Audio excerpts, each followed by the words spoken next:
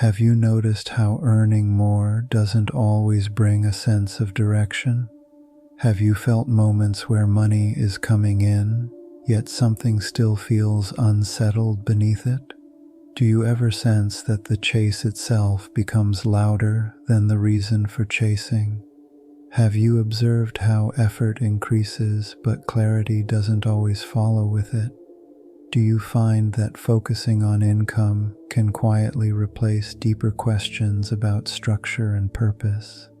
And have you wondered why financial movement can feel urgent even when inner order feels absent? Many men don't pursue money because they love wealth itself.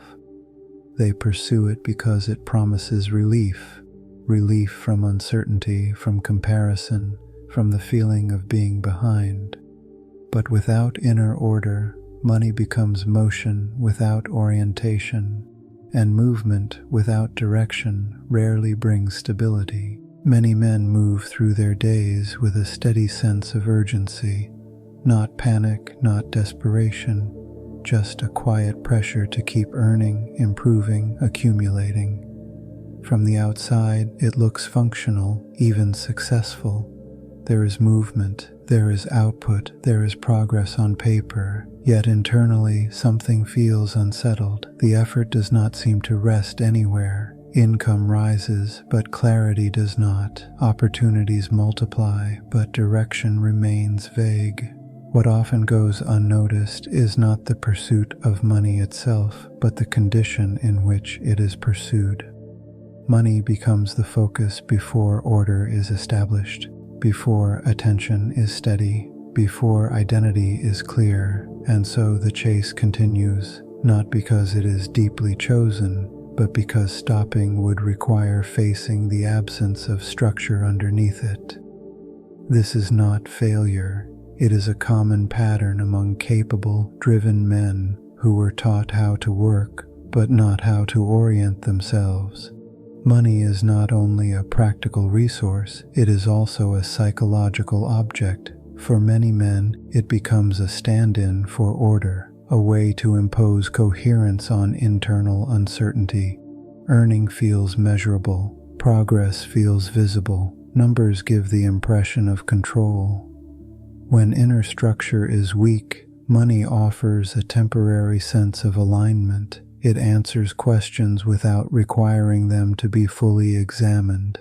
Am I doing enough? Am I moving forward? Am I falling behind? Income provides quick responses to these questions, but it does not resolve them. Without order, effort scatters. Work expands to fill attention rather than serve it. Goals shift frequently, not because of growth, but because there is no stable reference point.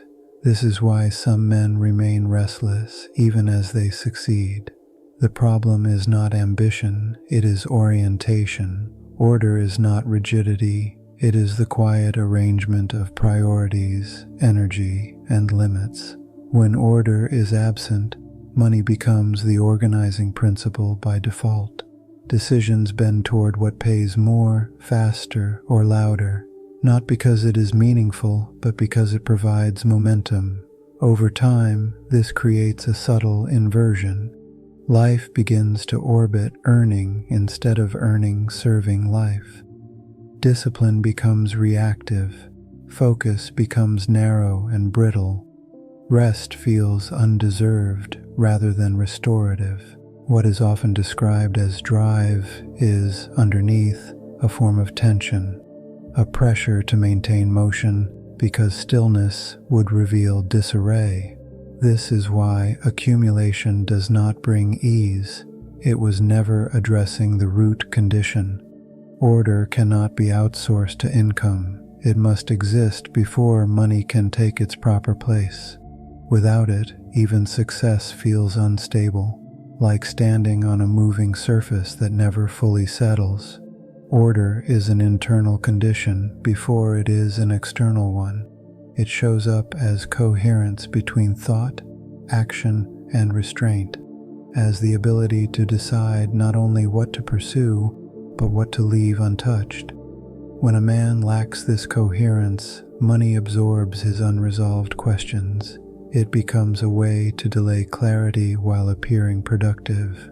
This does not mean money is corrupting, it means it is overburdened. Money cannot tell a man who he is. It cannot define when enough is enough. It cannot create boundaries where none exist. Those functions belong to identity. When identity is vague, effort becomes compensatory. Work carries emotional weight it was never meant to hold. But when order begins to form, quietly, internally, money changes its role. It becomes a tool rather than a compass, a resource rather than a regulator. This shift does not require withdrawal from ambition. It requires alignment. Order allows effort to settle. It introduces selectivity.